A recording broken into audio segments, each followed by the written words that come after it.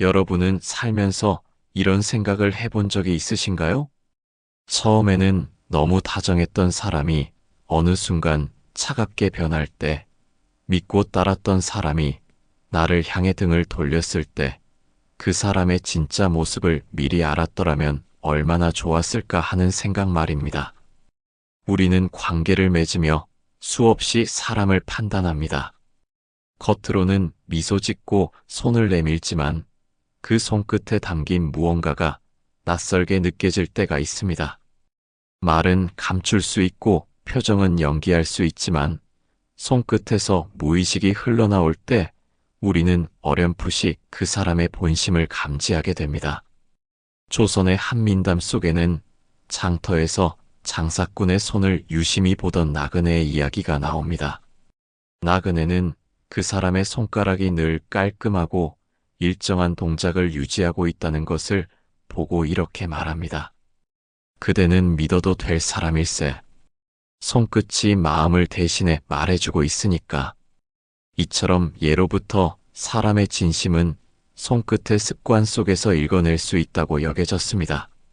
심리학자들 또한 입을 통해 나오는 언어보다 손의 무의식적인 움직임이 더 먼저 진실을 드러낸다고 말합니다. 누군가와 처음 만날 때 그 사람의 손끝을 살펴본 적 있으신가요? 손톱이 깔끔한지, 손을 자꾸 만지작거리는지, 악수의 방식은 어떤지, 그 작고도 일상적인 행동 하나의 내면에 많은 정보가 담겨 있다는 사실 알고 계셨나요? 우리는 이제부터 본성이라는 이름의 진심을 읽어내는 5가지 신호에 대해 이야기해 보려 합니다. 말보다 앞서 나오는 손끝의 이야기에서 시작해 표정, 걸음, 말투, 사소한 행동에 이르기까지 민담과 심리학이 함께 들려주는 깊고 섬세한 마음의 이야기들, 지금부터 하나씩 열어보겠습니다. 오늘 이야기가 마음에 드셨다면 구독과 좋아요는 큰 힘이 됩니다. 사람은 거짓을 말할 수 있지만 손끝은 거짓을 말하지 않습니다. 우리가 무심코 반복하는 손의 움직임은 생각보다 더 많은 진실을 품고 있습니다. 손톱을 물어뜯는 습관, 손을 자꾸 주무르거나 손가락을 비비는 동작, 악수할 때의 태도까지. 이런 사소한 습관 속에서 그 사람의 무의식, 즉 본성은 고스란히 흘러나옵니다. 심리학자 에릭 피셔는 말합니다. 거짓과 불안은 입이 아니라 손끝에서 먼저 드러난다. 이 말처럼 손은 우리의 내면을 가장 먼저 배반하는 곳입니다. 조선의 민담 속 한 장면을 떠올려 봅니다. 도둑이 사찰에서 훔친 물건을 들고 도망치다 스님과 마주쳤습니다. 스님은 도둑의 손끝을 보고 말합니다. 그 손은 움켜쥐는 법을 먼저 배운 손이구나. 손의 모양과 긴장감, 습관화된 움켜짐의 태도는 그 사람의 삶의 방식을 반영하고 있었습니다. 이런 통찰은 심리학적으로도 뒷받침됩니다. 손은 뇌와 직접 연결되어 있어 감정이 무의식적으로 손동작으로 표현되기 쉽습니다. 누군가와 대화할 때 그 사람의 손이 지나치게 바쁘거나 반대로 지나치게 움츠러들어 있다면 그 안에는 분명 말로는 다 하지 못한 속마음이 자리하고 있을 가능성이 높습니다. 융심리학에서 말하는 그림자란 자아가 의식하지 못한 자기 내면의 모습입니다. 이 그림자는 자주 손의 습관 속에서 고개를 내밉니다. 자신이 얼마나 불안한지를 모르지만 손을 끊임없이 만지작거리는 사람, 타인을 경계하면서도 악수할 때 손등을 위로 향하게 하는 사람, 이런 작은 제스처들이 바로 그 사람의 내면을 대신해 말하고 있는 것입니다. 또한 불교에서는 반복된 행동을 업이라고 하며 이는 단지 육체의 행위가 아니라 마음의 흐름이 물질화된 결과라 설명합니다. 습관은 곧 업이요, 업은 본성의 흔적입니다. 우리는 손끝에서 이 모든 것을 읽어낼 수 있습니다. 누군가의 손이 지나치게 불안하게 움직인다면 그 안에 숨긴 불안이 있다는 신호입니다. 손톱이 지저분하고 관리되지 않은 채 방치되어 있다면 그 사람은 일상의 섬세함이나 타인에 대한 배려를 놓치고 있을 가능성이 큽니다. 악수의 순간 상대가 손등을 위로 올려 당신의 손을 누른다면 그는 무의식적으로 내가 위에 있다는 권위의식을 드러내는 것일 수 있습니다. 반대로 손바닥을 위로 하여 손을 감싸주는 이라면 그는 당신을 존중하고 받아들이고 싶은 마음이 있는 사람일 것입니다. 결국 손은 마음이 닿는 첫 번째 접촉지입니다. 말은 준비하고 꾸밀 수 있지만 손은 준비되지 않은 상태에서 그 사람의 일상을 고스란히 드러냅니다. 손의 작은 습관 하나가 그 사람이 살아온 삶의 태도와 내면의 진심을 비추는 거울이 됩니다. 이 손끝에서 시작된 신호는 다음 단계로 이어지는 본성의 서곡일 뿐입니다. 사람은 웃을 수 있습니다. 하지만 눈까지 웃게 만들 수 있는 사람은 많지 않습니다. 입꼬리는 올라갔지만 눈동자는 여전히 식은 사람을 본 적 있으신가요? 그런 미소는 어딘가 불편하고 섬뜩하기까지 합니다. 이유는 간단합니다. 우리의 뇌는 본능적으로 진짜 웃음과 가짜 웃음을 구별할 수 있도록 진화했기 때문입니다. 감정은 얼굴의 근육에 먼저 반응하고 그 반응은 순간적으로 표정이라는 신호로 발현됩니다. 심리학자 폴 에크만은 이를 미세표정이라 불렀습니다. 그는 말합니다. 진심은 눈가의 주름 속에 숨어 있다. 조선 민담에는 이런 이야기가 전해집니다. 한 낯선 이가 마을에 찾아왔을 때 모두가 그를 따뜻하게 맞이했지만 한 노파만은 유독 경계했습니다. 노파는 말했습니다. 그자는 웃지만 눈이 웃지 않아. 며칠 후 그 낯선 이는 마을의 재산을 훔쳐 달아났고 노파의 말은 모두에게 교훈으로 남았습니다. 표정은 겉으로 드러나는 감정이지만 그것이 진실을 말하는지는 눈과 주름, 눈빛이라는 세세한 요소를 통해 판별됩니다. 눈빛은 영혼의 창이라는 말, 그 말이 헛된 말이 아님을 우리는 일상에서 자주 경험합니다. 불교에서는 염상이라 하여 마음의 상태가 얼굴에 드러난다는 개념을 이야기합니다. 마음에 탐욕이 있으면 눈빛이 흐릿해지고 분노가 가득하면 이마에 긴장이 서리며 어리석음이 가득하면 얼굴의 중심이 흔들린다고 합니다. 이는 단순히 도덕적 비유가 아니라 실제 감정이 신체에 미치는 신경학적 영향과도 관련이 깊습니다. 사람의 표정은 자율신경계에 의해 조절되며 특히 눈 주위 근육은 자율성이 높기 때문에 진심이 아닌 감정을 드러내기 어려운 구조를 가지고 있습니다. 누군가의 실수에 살짝 웃는 사람을 본 적 있나요? 눈가는 올라가 있고 입은 얇게 다물려 있지만 그 웃음은 따뜻함보다는 우월감과 비웃음에 가깝습니다. 이는 나는 저 사람보다 낫다는 마음이 무의식적으로 드러난 장면일 수 있습니다. 또 어떤 이는 칭찬을 받으면 별거 아니에요라 말하면서도 눈동자는 이리저리 흔들립니다. 이것과 속의 불일치는 자신에 대한 인정 욕구가 충족되지 않았을 때 나타나는 방어 반응입니다. 우리가 본성이라 부르는 것은 사실 이처럼 무의식적으로 드러나는 미세한 진심들의 조합입니다. 중요한 순간에 눈을 피하거나 시선을 바닥에 고정시키는 사람들도 있습니다. 단순한 부끄러움으로 치부되기 쉽지만 이는 종종 내면에서 책임을 회피하려는 감정의 신호이기도 합니다. 하버드대 연구에 따르면 눈을 회피하는 사람일수록 타인과의 갈등에서 자신의 책임을 축소하려는 경향이 강하다고 밝혔습니다. 얼굴이라는 무대에서 펼쳐지는 이 모든 연극은 단지 감정 표현이 아니라 본성의 민낯을 보여주는 무대이기도 합니다. 그리고 가장 중요한 신호, 과도하게 웃는 사람. 너무 큰 웃음은 때로 진심을 덮기 위한 방패이자 자기 과시의 도구가 됩니다. 나를 좀 봐달라는 마음이 채워지지 못할 때 사람은 웃음으로 자신의 존재를 증명하고 싶어집니다.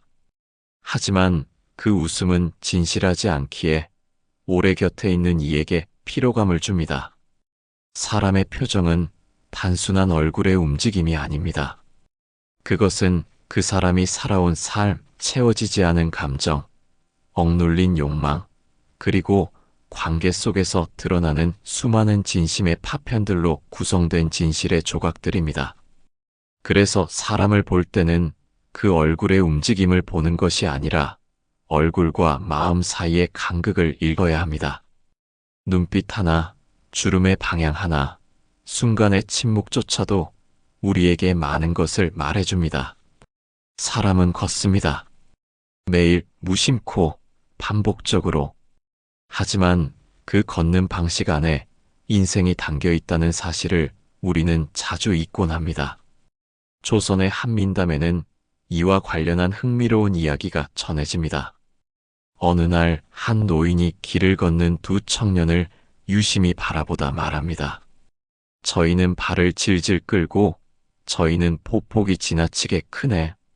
하나는 책임을 피하고자 하고 다른 하나는 인정받고자 급하구나. 그 말은 곧 두 사람의 앞날을 예언했고 시간이 지나 모두 그대로 맞아떨어졌다고 합니다. 발걸음은 단지 이동수단이 아니라 삶의 태도이자 내면의 반영입니다. 현대 심리학 또한 이와 유사한 통찰을 전해줍니다. 스탠포드 대학교의 연구팀은 수백 명의 걸음걸이를 분석하여 성격과 행동 패턴을 연구했습니다. 그 결과 발을 끌며 걷는 사람은 게으름과 책임 회피 성향이 강하고 보폭이 지나치게 넓은 사람은 과시욕과 경쟁심이 높다는 것을 밝혀냈습니다. 일정한 방향 없이 걷거나 속도를 자주 바꾸는 사람은 결정 장애와 불안 성향이 두드러졌고 어깨를 움츠리며 고개를 숙인 채 걷는 이들은 낮은 자존감과 타인의 시선을 과도하게 의식하는 경향을 보였습니다. 이처럼 걸음걸이는 무의식의 언어입니다. 손의 제스처가 감정의 잔물결이라면 걸음은 삶의 흐름이 그대로 드러나는 물줄기입니다. 발을 질질 끄는 이는 삶을 무겁게 받아들이며 책임을 회피하거나 일의 경중을 구분하지 못하는 경우가 많습니다. 그런 사람은 약속에도 무심하고 어떤 결정의 순간에는 뒷걸음질 칠 확률이 높습니다. 반면 보폭이 지나치게 큰 사람은 자신을 크게 보이고 싶은 욕망을 품고 있을 수 있습니다. 이는 자신감처럼 보일 수 있지만 때때로 그 안에 숨은 불안이 허세의 옷을 입고 있는 경우도 많습니다. 불교에서는 보리심이라는 개념을 통해 걸음 하나에도 자비와 깨어있음이 담겨야 한다고 가르칩니다. 수행자들이 한 걸음 한 걸음을 의식하며 걷는 이유는 그 순간의 마음 상태가 걷는 방식에 영향을 미친다는 믿음에서 비롯된 것입니다.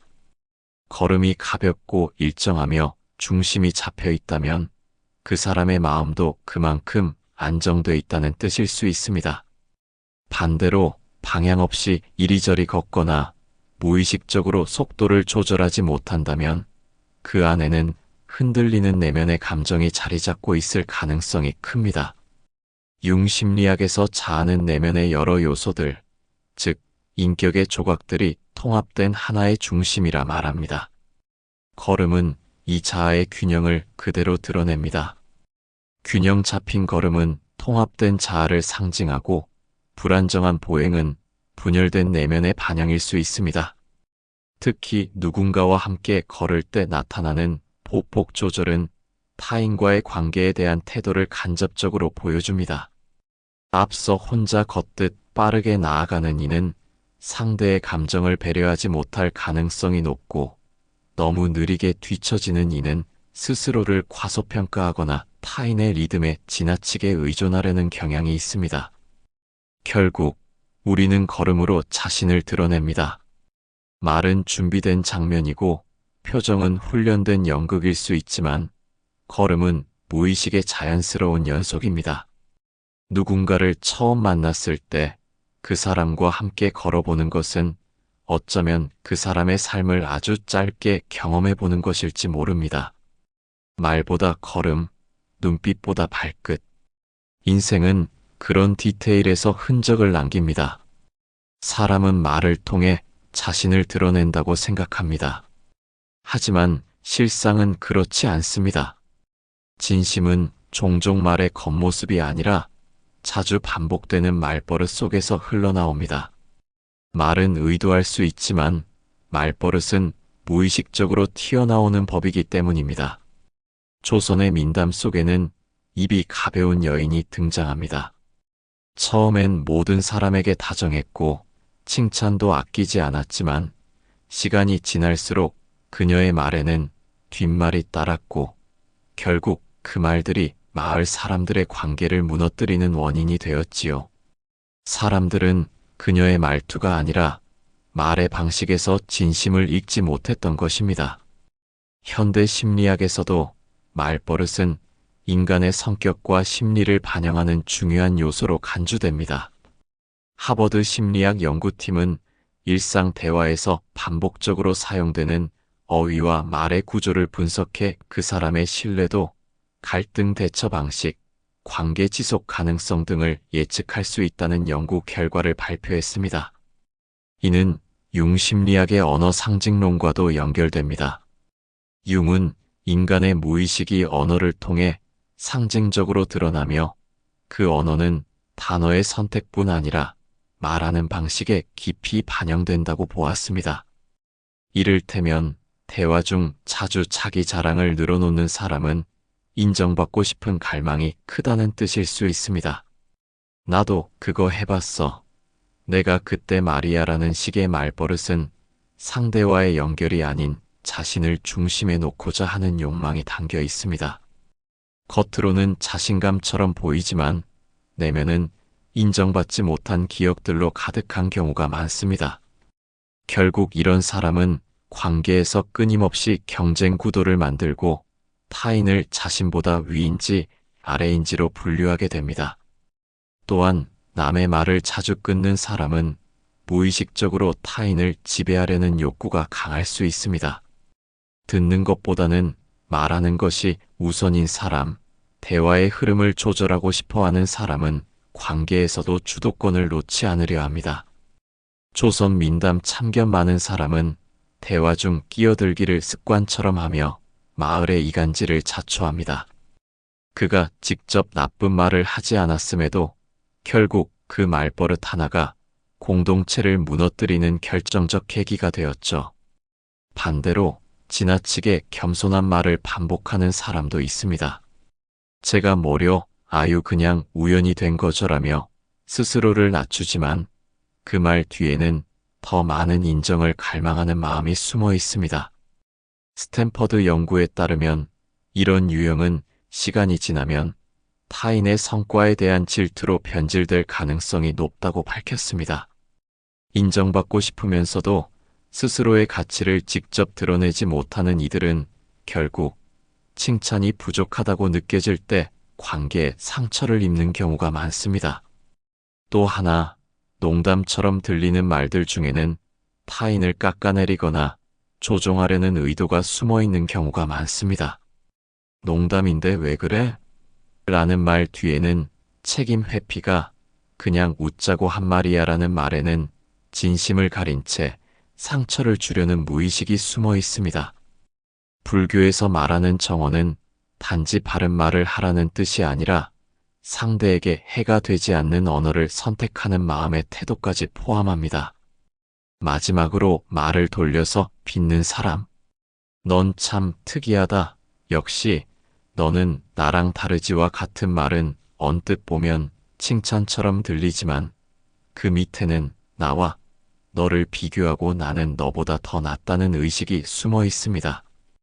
이런 말버릇은 시간이 지날수록 상대방에게 혼란을 주고 신뢰를 깨뜨리는 결과를 낳습니다. 말은 곧 세계의 투영입니다. 독일 철학자 비트겐슈타인은 내 언어의 한계가 곧 내 세계의 한계다라고 말했습니다.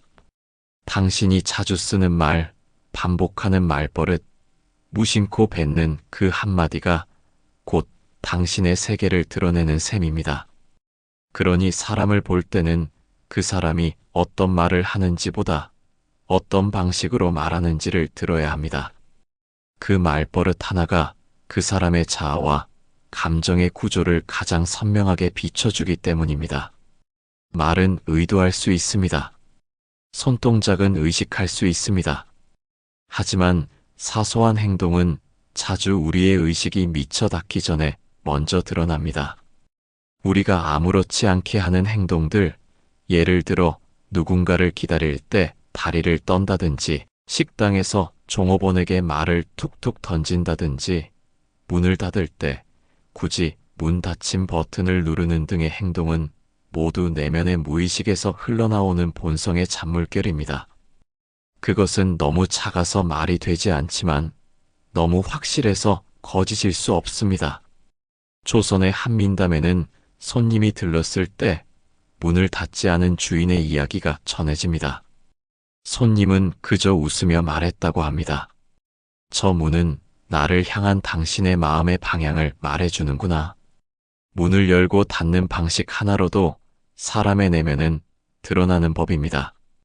미국의 심리학 연구팀은 커플, 친구, 직장 동료 간의 일상 속 사소한 행동들을 장기간 관찰한 결과 작은 행동이 상대방의 신뢰감에 가장 큰 영향을 미친다고 발표했습니다.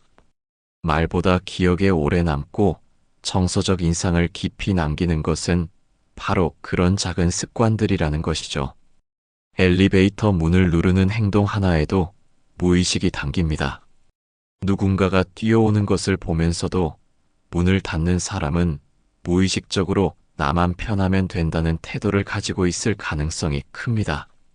물론 상황에 따라 다르겠지만 반복적으로 그런 행동을 보이는 사람은 관계 안에서도 자신을 우선시하며 필요할 때는 상대를 외면하는 태도를 보일 수 있습니다. 이는 일회성 행동이 아니라 반복적인 무관심의 신호이기에 무시할 수 없습니다. 식당에서 종업원에게 무례하게 대하는 사람을 본 적 있으신가요? 이거 빨리 갖고 와요. 이건 왜 이래요? 같은 말은 단지 불평이 아니라 자기보다 약하다고 생각하는 이에게 나오는 무의식적 권위의식의 표현입니다. 민담 속에서도 이런 사람은 결국 타인을 무시하다가 자신도 똑같은 대우를 받고 후회하는 인물로 그려지곤 했습니다. 심리학적 연구에서도 약자에게 무례한 사람은 장기적으로 타인과의 관계에서 신뢰를 잃는 경향이 크며 갈등이 생겼을 때 책임을 회피할 확률이 높다는 결과가 보고되었습니다. 또 하나의 중요한 신호는 타인의 물건에 대한 태도입니다. 허락 없이 누군가의 물건을 만지는 행동은 그 사람의 경계를 존중하지 않는 무의식의 드러남입니다. 이런 사람은 관계가 깊어질수록 타인의 경계선을 허물고 결국 감정적 침해를 일으킬 가능성이 큽니다. 조선의 민담 속에서도 허락 없이 남의 집 물건을 쥐락펴락하던 이가 나중에 공동체의 분열을 초래하게 되는 장면이 자주 등장합니다. 대화 중 스마트폰을 보는 행동도 중요한 단서입니다.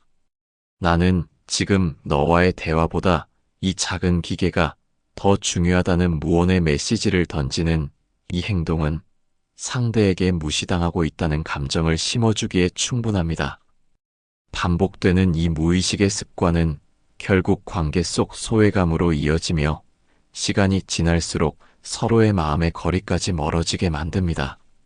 마지막으로 작은 부탁조차 귀찮아하는 태도도 사람의 본성을 엿볼 수 있는 중요한 신호입니다. 물 한 잔만 부탁해도 될까? 그거 잠깐만 건네줄래? 우와 같은 부탁에 짜증을 내거나 망설이는 사람은 마음을 나누는데 인색할 수 있으며 타인의 필요를 불편으로 여기는 경향이 강합니다. 반대로 이런 작은 부탁에 자연스럽게 반응하는 사람은 마음이 여유롭고 관계의 정을 자연스럽게 이어갈 수 있는 사람일 확률이 높습니다. 니체는 말했습니다. 사람의 인격은 큰 사건이 아니라 작은 행동에서 가장 선명하게 드러난다. 사소하다고 생각한 그 손짓 하나, 무심코 반복된 그 행동 하나가 결국 당신이라는 사람을 설명하는 가장 확실한 문장이 됩니다. 그래서 우리는 말이 아닌 행동을 먼저 봐야 합니다. 작은 행동 속에 숨은 진심을 읽는 사람은 결국 관계에서도 상처보다 신뢰를 먼저 발견할 수 있는 사람이 될 수 있습니다. 이제 마지막 단락으로 가볼까요? 우리가 이 모든 단서를 통해 어떤 깨달음에 도달하게 되는지, 그리고 진짜 사람을 알아본다는 것이 어떤 의미인지 정리해 보겠습니다. 사람을 본다는 건 단순히 얼굴을 마주하는 일이 아닙니다. 그것은 그 사람의 삶을 읽어내는 일이며 마음의 방향을 가늠해 보는 일입니다. 지금까지 우리는 손끝에서 시작된 무의식의 언어들, 표정과 걸음, 말버릇과 사소한 행동까지 그 사람의 진짜 모습을 알아보는 5가지 신호를 살펴보았습니다. 이 신호들은 처음엔 작고 보잘것없어 보였지만 시간이 지나며 거대한 실체처럼 그 사람의 본성을 드러내는 거울이 되어 주었습니다. 우리가 관계에서 상처를 받는 이유는 종종 그 사람의 진짜 모습을 너무 늦게 알아챘기 때문입니다. 겉으로는 친절했던 사람이 알고 보니 깊은 곳에서 차가운 무관심을 품고 있었을 때, 늘 웃던 사람이 결국 자기 이익만을 쫓던 사람일 때 우리는 그제야 왜 몰랐을까 후회하곤 합니다. 하지만 그들은 아무런 신호도 없이 그렇게 변한 것이 아닙니다. 단지 우리가 무시했던 사소한 신호들, 놓쳤던 작은 흔적들 속에 이미 그 징후는 나타나 있었던 것이죠. 조선의 민담들이 전하는 교훈도 이와 크게 다르지 않습니다. 민담 속 현명한 인물들은 늘 겉모습보다 작고 반복되는 습관을 통해 상대의 본질을 꿰뚫어 보았습니다. 그들은 손끝의 움직임, 말버릇의 톤, 걸음의 방향, 작은 예절 속에서 마음의 무늬를 읽었습니다. 그들이 특별해서가 아니라 그만큼 마음을 읽는 법을 알고 있었던 것입니다. 사람을 판단한다는 것은 위험한 일일 수 있습니다. 하지만 동시에 스스로를 보호하기 위한 본능이기도 합니다. 중요한 것은 단정이 아니라 관찰입니다. 미리 낙인을 찍기보다는 그 사람의 반복되는 언어와 몸짓, 습관을 통해 조금 더 천천히 그 마음의 구조를 살펴보는 것. 그럴 때 우리는 상처보다는 이해에 가까워질 수 있고 실망보다는 현실적인 기대를 품을 수 있게 됩니다. 그리고 무엇보다 중요한 질문은 이것입니다. 나는 누군가에게 어떤 모습으로 비춰지고 있을까? 나의 손끝은, 표정은, 걸음과 말버릇, 사소한 행동은 누군가에게 어떤 의미로 다가가고 있을까? 누군가를 판단하려는 만큼 나 자신도 언제나 누군가의 시선 속에 있다는 사실을 잊지 않아야 합니다. 독일 철학자 니체는 말했습니다. 누군가를 오래 바라보면 그 시선의 끝에는 결국 나 자신이 서 있다. 그 시선이 향하는 방향을 정하는 건 결국 나입니다. 오늘 이야기 어떠셨습니까? 여러분의 경험도 공유해 주시길 바랍니다. 혹시 떠오르는 누군가가 있으신가요? 혹은 내가 변하고 싶은 작은 습관 하나가 있으신가요? 그렇다면 오늘이 그 사람과 나를 새롭게 바라보는 첫걸음이 되기를 진심으로 바랍니다. 행복 가득하시길 진심으로 기원합니다.